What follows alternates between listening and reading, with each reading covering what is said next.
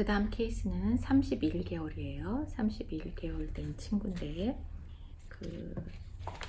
저를 찾아왔던 원인이 어린이집 교사분이 반향어를 보인다고 하는 거야. 반향어는 그러니까 내가 한 말 그대로 따라하는 거죠. 그리고 제자리 돈다, 까치발로 걷는다, 불을 끄고 키기를 한다, 물건을 던진다.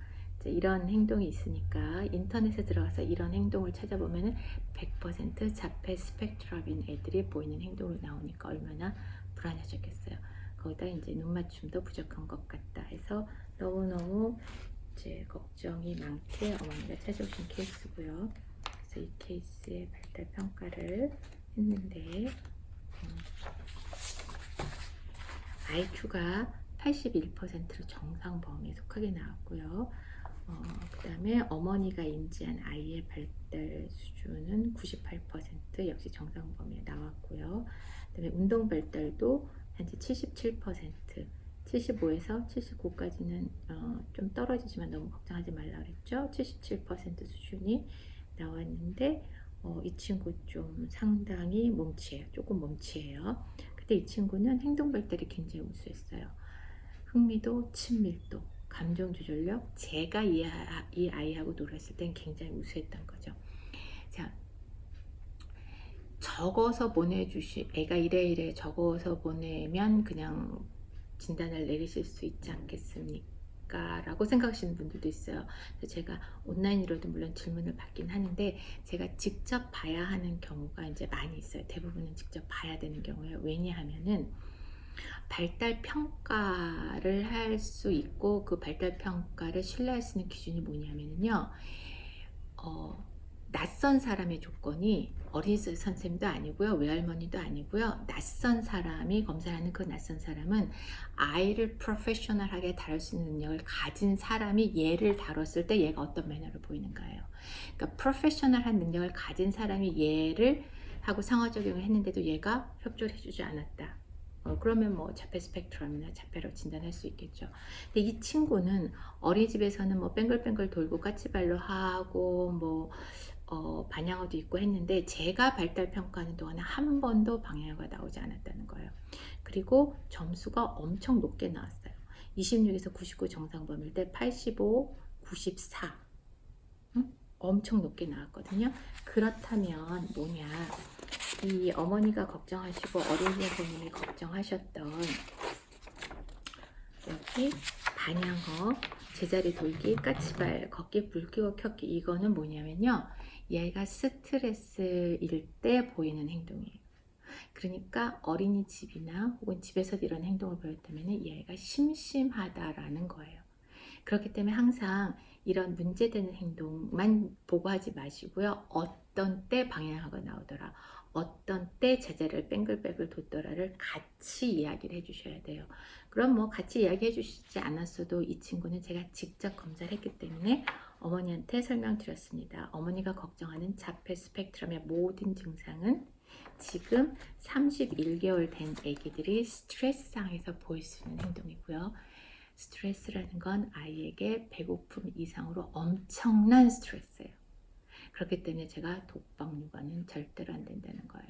그래서 모든 애들이 스트레스 상황에서 반향어를 하고 제자리 뱅글뱅글 도는 건 아니에요. 근데 상당히 많은 애들이 스트레스 상황에서 불을 껐다 켰다, 반복 행동이죠. 문을 열었다 닫았다, 뭐 제자리 뱅글뱅글 돌기, 이런 행동을 하게 돼요. 물론 그런 행동이 지적 장애나 자폐 스펙트럼 애들도 그런 행동을 할 수 있기 때문에 이게 발달 장애의 증상인지 아니면 단순히 심심할 때 하는 행동인지를 검증받으실 필요는 있죠. 그래서 그렇게 나누어서 인터넷에 설명이 되어 있지 않기 때문에 아주 전형적으로 인터넷을 검색했을 때 자폐 스펙트럼이라고 의심할 수밖에 없었던 케이스가 31개월의 케이스입니다. 그래서 걱정하지 마시라고 해서 안심하고 보내드린 케이스입니다.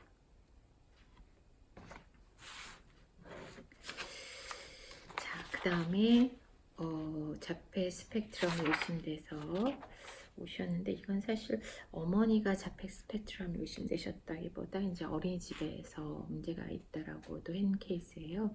42개월 애기예요. 그래서 42개월 된 애기인데 뭐 여러 가지로 너무 애를 다루기도 힘들고 훈육하기도 힘들고 그런데 어머니도 굉장히 양육 스트레스가 많으셨던 분이에요. 굉장히 불안도가 너무 높아서 대화를 하고 설명을 해드리기도 힘들 정도로 그래 정말 힘든 케이스였는데 어쨌든 42개월 된 애기 발달 평가한 결과를 말씀드릴게요. 근데 이 친구는 발달 평가 자체도 너무 어려웠어요. 왜냐하면 협조를 안 해요. 그러니까 그 건강한 긴장감이라는 게 있죠. 저 사람이 누굴까 하고 나에 대해서 관심을 가져야 장난감으로 유도했을 때 오게 되는데 이 친구는 그런 매너가 전혀 없었어요. 그러니까 거의 협조를 안 하는 거죠. 자, 그래서 어쨌든 그렇다고 평가 결과가 안 나오는 건 아니고요. 애가 협조하지 않는 것도 점수를 매기게 되고 한두 가지 행동만 보여줘도 점수를 매길 수 있기 때문에 크게 문제가 없어서 어쨌든 검사 결과가 나왔는데 이 친구 자기 나이에 IQ가 40% 수준밖에 나오지 않았어요. 그런데 이전의 케이스들은 평균이 뭐 66%고 그렇다 하더라도 비언어 영역만큼은 다 80% 이상이었거든요. 언어 이해력은 좀 떨어져도 이런 경우에 행동 발달에 크게 문제가 없으면 늦되는 애로 진단할 수 있어요. 근데 이 친구는 비언어 지능도 자기 나이 67%밖에 안 됐고요. 언어 이해력은 자기 나이 36%밖에 나오지 않았어요. 그런데 어머니가 보고하는 이 아이의 문제 해결 능력은 81%가 나왔거든요. 근데 80%부터 정상이잖아요. 근데 어머니들이 어떤 때는 조금 못해도 잘한다고 하기도 하고 물론 잘해도 못한다고 하기도 하지만 어쨌든 81%가 나온 걸 뭐 어머니가 거짓말을 했다 하지 않는다는 가정하에 보면 어떻게 진단이 내려지냐 하면 어깨 너머 놀이는 또래 집단 애들과 해도 된다. 81%가 나왔으니까.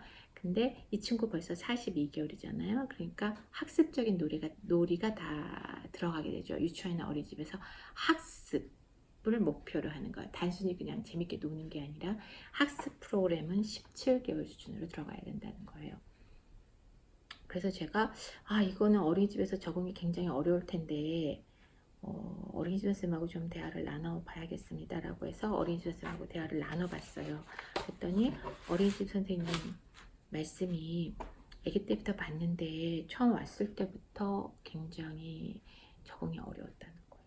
적응이 어려웠고 커가면서도 나아지지도 않고 그래서 돌려서 말씀을 드렸는데 어머니 아버지가 아이가 발달 제한이 있다는 걸 굉장히 받아들이기 힘들어 하셨다는 거죠. 그래서 자꾸 말하기가 힘들어서 1년에 한 번 정도는 얘기했지만 그 이상은 말할 수 없었다. 그래서 제가 분명 선생님이 얘를 끼고 그 20명의 애들하고 그 학습하기가 어려우실 텐데 정말 너무 어렵다라는 거예요. 너무 어려운데 엄마 상처받았을까봐 더 세게는 얘기를 할 수 없었다. 그러다 보니까 이제 제 입장에서 42개월의 발달 평가로 온 건 좀 늦게 온 경우이거든요. 늦게 이제 선생님한테 가게 된 것 같습니다. 이렇게 얘기를 해서 이 친구가 뭐 자폐 스펙트럼이라고 진단을 할지 아니면 지금 보이는 지적인 능력이 워낙 떨어지기 때문에 지적 장애로 진단 내릴지 확진은 우리가 60개월이 지나서 확진을 해봐야 돼요. 근데 지금 나타나고 있는 증상은 전반적인 발달 지연이라고 일단은 그 정도만 이제 증상에 대한 진단이죠. 전반적인 발달 지연은. 근데 그것이 나중에 완벽하게 자폐 스펙트럼으로 갈지 아니면 지적장애로 갈지는 저희가 좀 두고 봐야 될 것 같고요. 뭐 아니면은 막 이렇게 신경 써서란 말은 뭐냐면은 어린이집은 사실 42개월에 좀 힘들어요. 이거는 장애 통합 어린이집을 보내시면서 이제 집에서 18개월 수준으로 인지학습, 누리치료가 아니에요. 감각통합이 아니에요. 인지학습, 공부를 시키는 거예요. 그런 걸 꾸준히 했을 때 나중에 최소한 60개월 이후에 그리고 조금 더 시간을 준다면 한 만 7세 학교 들어가기 직전까지 애한테 시간을 주는 거죠. 캐치업할 시간을. 그래서 만 7세 초등학교 가기 전에 이 아이의 인지 능력이 어느 정도 수준인가 보고 행동, 사회성이 어느 정도 수준으로 캐치업되는 걸 봐서 그때 가서 뭐 약간 보더라인 정도의 지적 수준을 보일지 자폐 스펙트럼이라 진단할지 지적장애로 할 때는 그때 가서 이제 결정을 내린다고 말씀을 드렸습니다. 자, 오늘 몇 개의 그 자폐 스펙트럼으로 오진하게 되는 케이스에서 말씀드렸는데 자폐 스펙트럼으로 고민하는 부모님들한테 좀 도움이 되셨으면 좋겠습니다.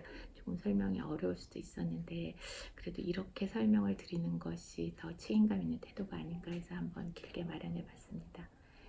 긴 설명 들어주셔서 감사합니다. 다음에 봬요.